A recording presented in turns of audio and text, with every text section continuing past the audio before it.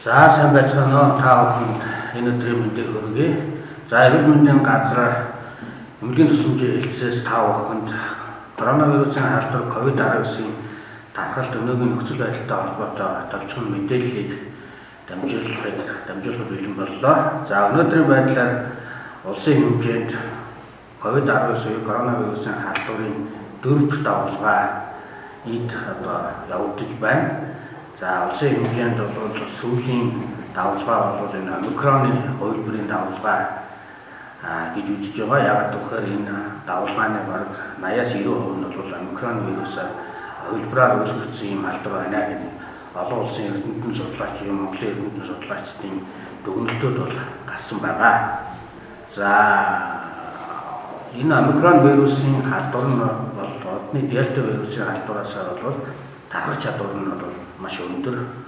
За эмнэлэг зүйн хувьд бол харьцангуй хөнгөн хэлбэрээр явагдаж байна гэж үзэж байгаа. За өнөөдрийн байдлаар Дундгой аймагт нийт батлагдсан тохиолдол 13,483 тохиолдол батлагдаад байгаа. За энэс бол одоо эмнэлэг твтэн эмчилэгдэж байгаа 772 хүн байна. За гэрээ ажиглалтанд бол 1112 хүн. Эдгэрч гарсан нь бол 12,679 хүн байна. За сүүлийн 24 цагт бол 78 хүн бол эмнэлгээс эдгэрч гарсан гэсэн ийм мэдээллүүд байна. За ерөнхийдөө бол COVID-19 халдварын 4 давалгаа бол эмнэлэг зүйн хэлбэр нь хөнгөн явагдаж байгаа учраас за өнөөдрийн байдлаар бол маш хүнд буюу хүнд хэлбэрийн хүмүүс бол харьцангуй гайгүй байна. За ер нь ихэвчлэн бол одоо хөнгөн буюу өндөртөр хэлбэрээр бол өвдөж байгаа тохиолдлууд их байна.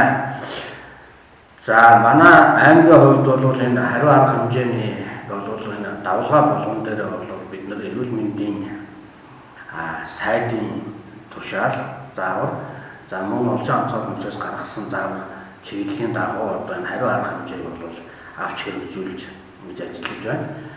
За энэ хувилбарын хувьд бол эмнэлэг зүйн хэлбэр харьцангуй хөнгөн за тархалт маш өндөртэй байгаа учраас олон хүмүүсийг бол нэг дор ингэж олон хүмүүсийг хамрах юм хадлага бол их байна. За хуучин бол халдвар дээр бол байгууллага хамт олон тодорхой хэмжээний 1-2 хүн за өвдөд бусад одоо хүмүүс нь бас өвдөхгүй байх юм хадлууд байсан. За гэтэл энэ дээр бол одоо байгууллага хамт олон гэр бүлээр одоо ингэж өвдөх нийтийг ингэж хамрах ийм эрсдлүүд бол их өндөр байна. За тэгэхээр энэ халдварын үед бол гол эрсдэл нь бол олноороо халдварт өртөх учраас эмнэлгийн ачаалал хүрэлцэхгүй байх ийм эрсдэл бол байгаа.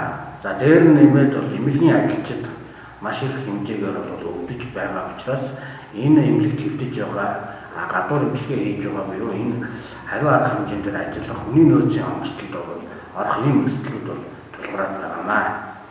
За бид нар бол эмнэлэг зүйн хувьд хөнгөн байгаа учраас энэ халдварын батлагдсан хүмүүсийг бол бид нар эренблээд эмнэлэг твтүүлэх асуудлыг шийдэж байгаа.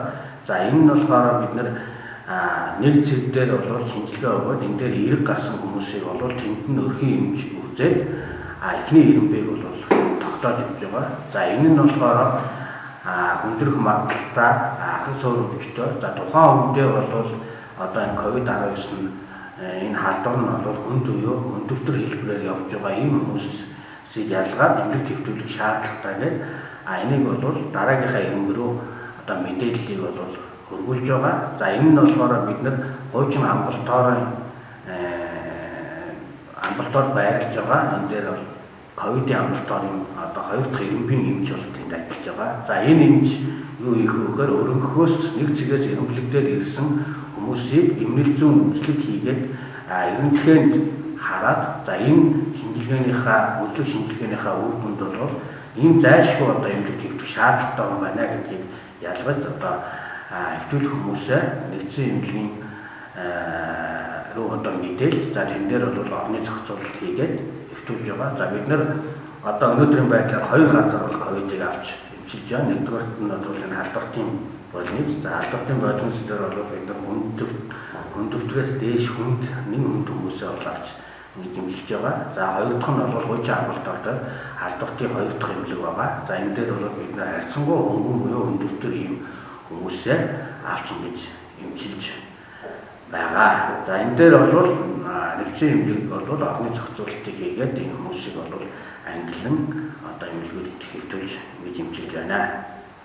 За бид нэр одоо иргэдэд юу анхааруулж хэлэх вэ гэхээр энэ халдвар маань харьцангуй хөнгөн хэлбэрээр явж байгаа учраас дээрээс өсөн өдөртөм зааврын дагуу ихэвчлэн бол бараг 90-95% нь одоо гэрээр имжлэгдэх ийм шаардлагатай гэж үзэж байгаа. Тэгэхээр энэ хүмүүс маань энд иргэдэнд яагаад гэрээр одоо өөрийнхөө эмчийн заавраар хяналтанд дор өөрийнхөө эмнэлгээсээ олоод эмчилгээнийхээ багцыг аваад ингээд эмчилгээ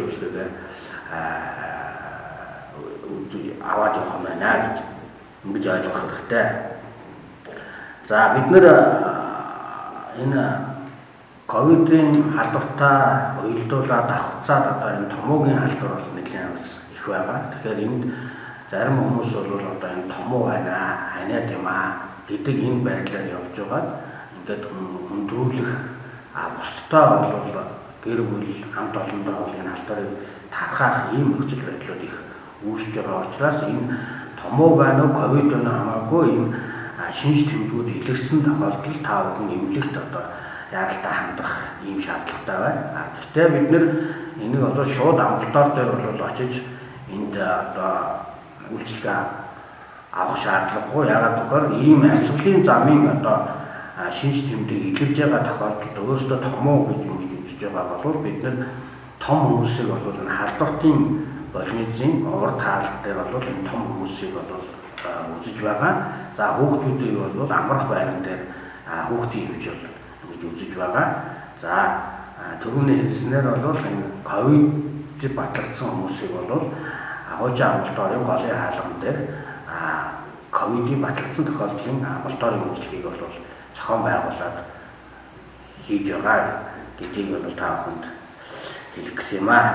За ингээд ерөнхийдөө бол бид нэр эмнэл зүүн шинж тэмдэг ямар шинж тэмдгүүд илэрх үү? За энэ дээр ямар гэрийн нөхцөл ямар эмчилгээ хийх үү гэдгийг бид нэр маргааш та бүхэнд яг эмнэл зүүн мэргэжлийн эмчээр бол мэдээлэл зөвлөгөө өгөхөөр бэлдсэн байгаа. За өнөөдрийн мэдээлэл бол та бүхэнд энэ товчхон зохион байгуулалттай холбоотой мэдээллүүдийг өглөө. Ингээд тодруулах зүйлүүд байвал эрүүл мэндийн газрын 70-59-39-51 дугаарыг утсаар лавуулж одоо авах шаардлагатай. За нэг цагийн үйлчилгээ бол бид нэр олон хүмүүс ингэж хамрагдаж байгаа учраас бидний одоо эрүүл мэндийн газрын коммунитэд байсан нэг цаг одоо зай үйлчээ баг учраас бид нэр спорт заалан бол өчигдрөөс хойш шилжин гэж ажиллаж байгаа. Тэгэхээр нэг цаг энэ шинжилгээ өгөх хүмүүс бол спорт заалан дээр очиж шинжилгээндээ хамрагдаад ингээд явна. За нэгдсэн эмнэлэгт хэвтэн эмчилүүлэх шаардлагатай хүмүүс бол нэгдсэн эмнэлгийнхаа амрах байран дээр шинжилгээнүүд авч байгаа. Тэн дээр эмчийнхаа бичгийг барьж очиод шинжилгээгээ өгөөд хэрэгжээ ковид байхгүй бол эмнэлэгтээ хэвтэх ийм шаардлагатай байгаа. Ковидтэй бол дахиад одоо эмнэлэндээ ороод гэрээ эмчлэгдэх юм уу хэвтэж эмчлүүлэх асуудлаа мөн төрүүчийн хэлдэг энэ дараалалаар эргүүлээд шийдвэрлээд ингээд явна гэдгийг ингэж ойлгох хэрэгтэй.